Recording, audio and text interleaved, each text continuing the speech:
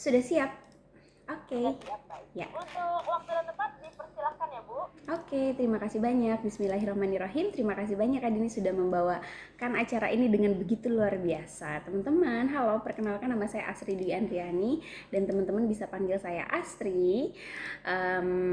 Sebentar ya, apakah Kak Dini sudah bisa terlihat screen Baik, share-nya? sudah Oke, siap. terlihat, Bu Astri. Siap. Bikin tugas jadi mudah dengan cakap digital ya. Wah, terima kasih banyak sudah membawa kebahagiaan, vibes positif ya hari ini dengan begitu luar biasa Kak Dini. Teman-teman, perkenalkan nama saya Asri Dwi Andriani dan saya adalah akademisi atau dosen dengan tugas tambahan sebagai rektor di Universitas Putra Indonesia yang ada di Kabupaten Cianjur, Jawa Barat. Saya juga aktif di Next Generation Indonesia, narasumber Gerakan Nasional Literasi Media Digital sejak 2021 sampai dengan sekarang. Bagi teman-teman yang pengen aktif temenan bisa follow di Instagram @asrialbasri. Ya teman-teman, pemaparan kali ini akan dimulai dengan sebuah pertanyaan. Berapa lama sih waktu yang sudah kamu habiskan menggunakan gawai kemarin? Coba ya teman-teman bisa masuk ke handphone gitu ya, ke settingan atau pengaturan, kemudian di sana biasanya suka ada digital well-being gitu ya, atau kebiasaan digital. Nah di sana terekam tuh gitu ya masa aktivasi masa aktif kita menggunakan gadget, apa sejam, 2 jam, 3 jam, 4 jam gitu, atau bahkan belasan dan puluhan jam. Lalu aplikasi apa saja yang digunakan gitu ya. Teman-teman biasanya suka pakai aplikasi apa sih? TikTok kah gitu ya, Instagram kah, WhatsApp kah, YouTube kah, atau aplikasi apapun gitu ya yang teman-teman gunakan ke record gitu ya di handphone tersebut gitu. Nah sebetulnya semakin hari semakin banyak loh jumlah pengguna internet di Indonesia. Sekarang aja ada 77,02% atau sekitar 210 juta orang sudah terkoneksi dengan internet gitu ya, dengan durasi juga yang cukup tinggi gitu ya. Gen Z kayak teman-teman, para pelajar dan mahasiswa semuanya, nah biasanya menggunakan internet tuh 8,5 jam sehari. Artinya sepertiga hidup kita dihabiskan untuk internet gitu ya. Pada akhirnya internet jadi kebutuhan dasar gitu ya. Kita mau makan pesennya lewat internet, mau belanja baju pesennya lewat internet. Terus yang iseng pijat gitu ya, bersihin rumah pakai internet gitu ya. Sekarang kan teman-teman kita tuh sudah ada pada masa era digital, disebutnya revolusi industri yang keempat gitu ya. Kalau dulu pada saat ditemukannya listrik, revolusi industri yang pertama gitu ya, mesin uap, listrik gitu ya, terus ada komputer gitu ya, jadi revolusi industri yang ketiga gitu ya. Jadi segala sesuatunya terotomatisasi. Nah sekarang lebih canggih lagi, segala aktivitas kita dihubungkan sama IoT atau Internet of Things gitu ya. Jadi pada akhirnya banyak peran-peran manusia yang sudah terotomatisasi digantikan oleh mesin teknologi gitu ya.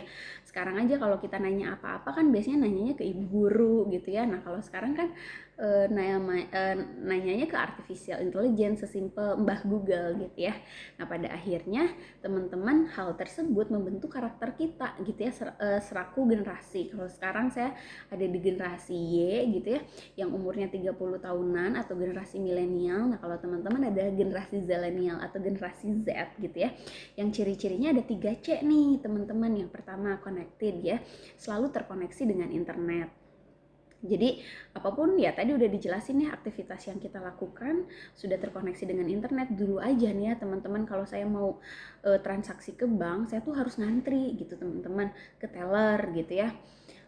Mau ngambil uang atau mau nabung, ngantri dulu, tanda tangan dulu dan lain sebagainya. Nah setelah ada komputer, peran teller tuh tergantikan gitu sama mesin ATM, anjungan tunai mandiri. Nah sejak ada ATM hampir nggak pernah saya ke teller, kecuali kalau ada komplain apa ke customer service gitu ya. Nah setelah itu ada lagi perkembangan kita, revolusi industri yang keempat gitu. Dengan cara apa? Dengan adanya IoT, Internet of Things. Saya pakai mobile banking. Sejak ada mobile banking, m-banking yang ada di handphone itu, saya hampir nggak pernah datang lagi ke ATM. Bahkan kartu ATM saya entah ada di mana, saya tinggal pakai PIN atau sidik jari, tempelin di handphone, lalu bisa akses layanan perbankan gitu ya, mau transfer, terus mau bayar ABCDEFG gitu ya bisa, terus mau narik uang gitu ya dan lain sebagainya, atau misalkan mau store gitu ya, bisa pakai handphone. Pada akhirnya Telkom Indonesia bilang the world in your hand gitu ya. Ya pada akhirnya dunia itu ada di genggaman tangan kita, ada di jentikan jari kita. Sekeren itu nih teman-teman gitu ya. Kalau kita mau dengerin musik gitu ya, nggak perlu bawa tenteng petantang ini teman-teman, radio gitu ya. Tinggal dengerin aja sekarang Spotify dengan kerekannya gitu ya. Terus kalau mau nonton TV nggak usah gitu ya, mengaktifasi televisi, tapi kita tinggal pilih aja YouTube gitu ya. Kalau ketinggalan siaran langsung juga ada rekamannya di YouTube gitu ya. Keren itu ya, pada akhirnya kita terkoneksi yang pada akhirnya membentuk kepribadian kita jadi kepribadian yang kreatif dan juga confidence gitu ya. Kita aktif banget produksi konten-konten yang lucu-lucu, yang kreatif, yang inspiratif, dan juga kita tuh percaya diri gitu, generasi zilenial tuh. Tapi gitu ya, segala sesuatu yang hadir sebuah keniscayaan atau sebuah keharusan, ada sisi positif, ada sisi negatif. Nah, yang positifnya tadi udah dijelasin, memudahkan kan. Sesungguhnya kehadiran teknologi itu untuk memudahkan keperluan atau memenuhi kebutuhan manusia, tapi juga ada sisi negatifnya. Ya salah satunya dengan apa? Salah satunya dengan adanya kecanduan gitu ya. Ada yang kecanduan game online, ada yang kecanduan media sosial, pada akhirnya menimbulkan masalah-masalah mental gitu ya. Sekarang dikenalnya FOMO, fear of missing out, takut banget, gelisah kalau ketinggalan berita viral. Pada akhirnya kita sharing banyak hal gitu ya, tanpa dilihat kejelasannya, akhirnya hoax merajalela. Terus dengan adanya media sosial, kita juga aktif membandingkan diri kita sendiri dengan orang lain gitu ya. Ya pada akhirnya kita nggak bahagia gitu ya.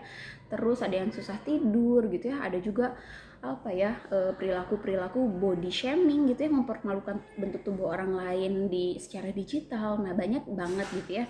Nah pada akhirnya fenomena tersebut disebut dengan fenomena zona mabuk teknologi, di mana ya dua sisi mata uang, di sisi lain positif, di sisi lainnya tuh negatif, kitanya mabok gitu kebanyakan gitu ya, mengkonsumsi media sosial atau new media ini. Kenapa sih pada akhirnya new media ini jadi primadona? Kita scroll terus TikTok itu, kita scroll terus Instagram itu, short di YouTube itu, karena si media sosial ini ngerekam loh aktivitas kita, apa yang kita like, apa yang kita love. Dengan algoritma media sosial pada akhirnya kita akan disajikan berita atau postingan-postingan yang itu-itu aja gitu ya, disebutnya filter bubble atau echo chamber gitu ya. Kayak kita teriak di ruangan kosong, bergema, gemanya balik lagi ke kita, yaitu algoritma. Jadi sadar nggak sadar, suka nggak suka, aktivitas kita tuh direkam ya. Pada akhirnya ketika kita nyari X gitu ya di Instagram, di YouTube juga kita ini hal yang sama gitu. Nah itu ya fitur personalize, jadi kita bisa suka apapun yang kita suka gitu. Juga ada fitur love gitu ya. Pada dasarnya kan sama halnya seperti fisik yang harus dijaga nutrisinya, dikasih makan, dikasih minum, begitupun dengan mental, harus dikasih apresiasi, pujian yang tulus. Nah, si fitur love atau like di media sosial ini ngasih kebutuhan dasar itu, kebutuhan dasar kita untuk diapresiasi sama orang lain ya. Pada akhirnya kalau kita seneng kan mengeluarkan hormon kebahagiaan, rasanya nyaman ya, pada akhirnya kita kecanduan gitu ya. Nah, ini ancaman teman-teman kalau teman-teman kalau di Instagramnya gitu ya terlalu kebablasan gitu ya. Kalau misalkan teman-teman sebagai penerima, nah di sini juga ada ancaman kekerasan atau konten sadis gitu ya. Kadang gitu ya suka nggak kekontrol gitu ya, kayak misalkan kecelakaan, isi perutnya terburai ke jalan. Nah itu kan konten sadis gitu ya. Nah sebetulnya di tiap fitur medsos ada fitur lapornya, bisa kita laporkan. Nah tapi kalau misalkan teman-teman jadi partisipan, bisa jadi teman-teman terkena juga gangguan dan kegiatan menguntit. Dan kalau teman-teman jadi korban, ada juga nih resiko bullying dan permusuhan secara digital. Nah itu perilaku agresif ya. Ada juga perilaku seksual. Nah teman-teman bisa terpapar juga sama konten pornografi. Konten pornografi ini kan 18 plus ya teman-teman.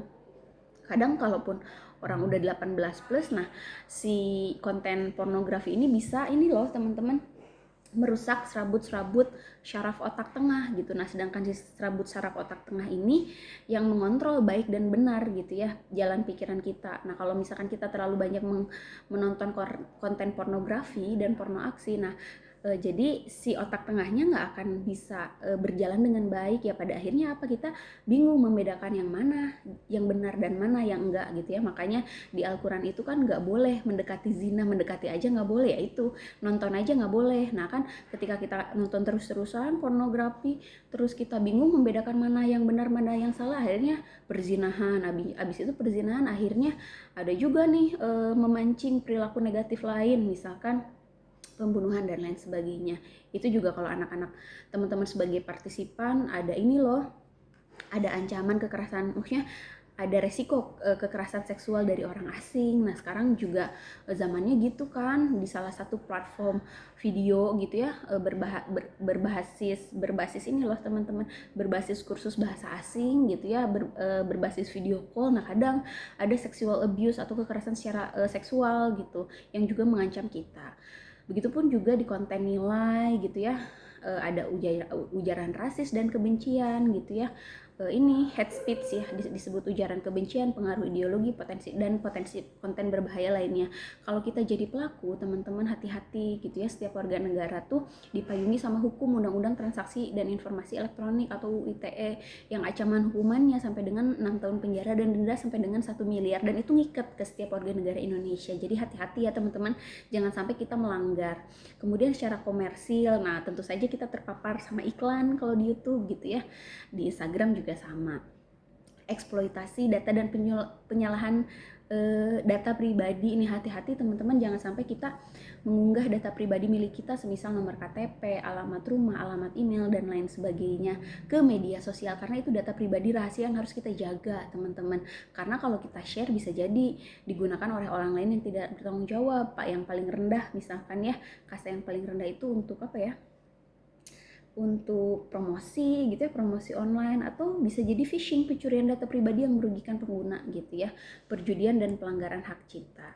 Nah jadi teman-teman jangan asal klik ya. Kalau misalkan kita dapat SMS atau WA kayak gini, selamat Anda mendapatkan hadiah dari BRI Point, misalkan informasi lebih lanjut silahkan klik www.promoramadan27.blogspot.com gitu ya. Kita dapat 100 juta ceritanya. Nah kalau dapat SMS kayak gini atau WA kayak gini, apa yang akan teman-teman lakukan? Diklik nggak? Sebaiknya jangan ya, bisa jadi itu phishing. Phishing itu berasal dari kata phishing, memancing. Jadi ini adalah kejahatan di dunia cyber atau cybercrime yang memancing atau mengiming-iming calon korban dengan sesuatu yang menggiurkan. Misalkan apa ya, kuota belajar gitu ya, diskon, hadiah uang tunai atau hadiah rumah, mobil dan lain sebagainya. Nah biar kita, karena apa? Karena kalau kita klik data-data pribadi yang ada di handphone kita, termasuk nomor kontak yang ada di handphone kita, daftar kontak teman-teman kita, dan foto-foto pribadi yang ada di kita bisa diambil sama mereka gitu ya. Biar kita nggak jadi korbannya, apa yang harus kita lakukan? Cermati alamat situs teman-teman. Kalau misalkan belakangnya .blogspot.com atau WordPress, mendingan abaikan. Tapi kalau misalkan .com, .co.id, ac.id, .gov itu boleh. Karena .com itu .komersial, .co.id perusahaan komersil yang ada di Indonesia, .ac.id itu lembaga pendidikan yang ada di Indonesia, dan .gov itu lembaga pemerintahan.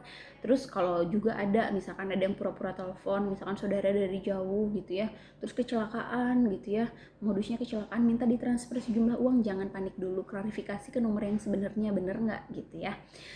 Selanjutnya, biar kita nggak jadi korban, upaya pencegahannya yang tentu saja jangan asal klik. Terus gunakan browser versi terbaru teman-teman ya.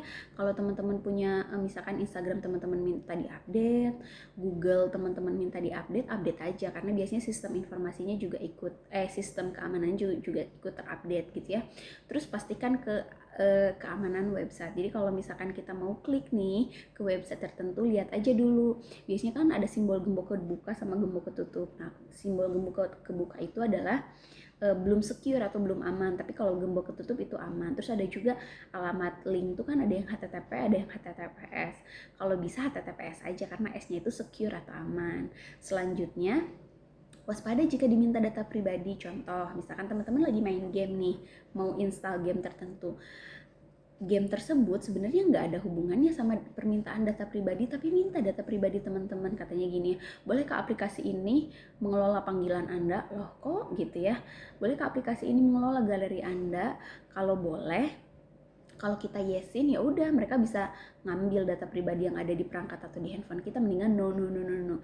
Jadi sebelum install segala sesuatu tuh baca syarat dan ketentuan berlakunya. Kemudian gunakan password yang sulit gitu ya. Password tuh jangan tanggal lahir teman-teman karena mudah diretas. Sebaiknya gabungan dari huruf kecil, huruf besar, karakter dan angka minimal 8 digit. Kemudian aktivasi antivirusnya di laptop misalkan ya, dan hindari wifi publik kalau kita buka dompet digital atau m-banking gitu ya. Karena kan kita nggak tahu wifi publik tuh dipakainya sama siapa aja. Wifi publik tuh fasilitas internet gratis yang kita dapatkan di tempat umum, misalkan di restoran, di sekolah, di taman gitu ya, karena kita nggak tahu yang juga terkoneksi dengan wifi itu siapa aja ya, khawatir ada peretas misalkan. Nah, jadi kita untuk meminimalisir aja. Selanjutnya teman-teman bisa mengaktifasi 2FA atau two factor authentication. Tapi sebelum itu kalau teman-teman sudah ada jadi yang korban, bisa lapor ke hotline 1500655 atau kumpulin gitu ya bukti-bukti kerugiannya, kemudian diemailkan ke konsumen.ojk.go.id.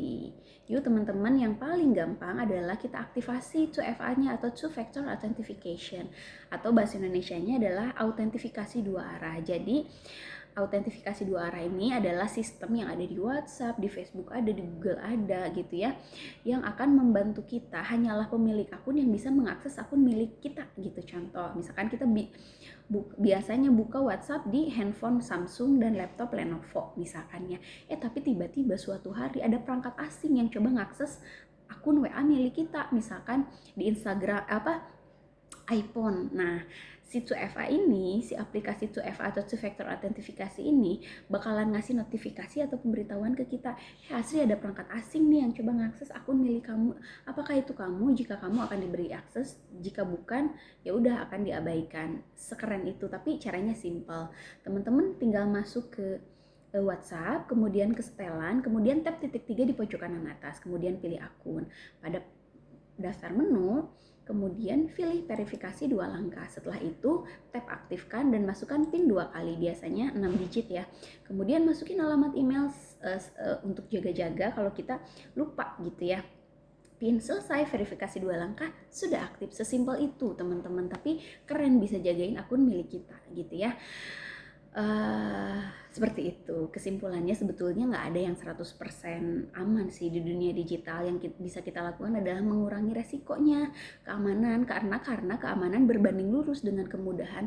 Sedikit ribet nggak apa-apa lah, dan waspada akan membuat kita lebih aman di dunia digital. Terakhir, selalu berpikir kritis dan tidak mudah percaya dengan semua yang kita dapat di internet.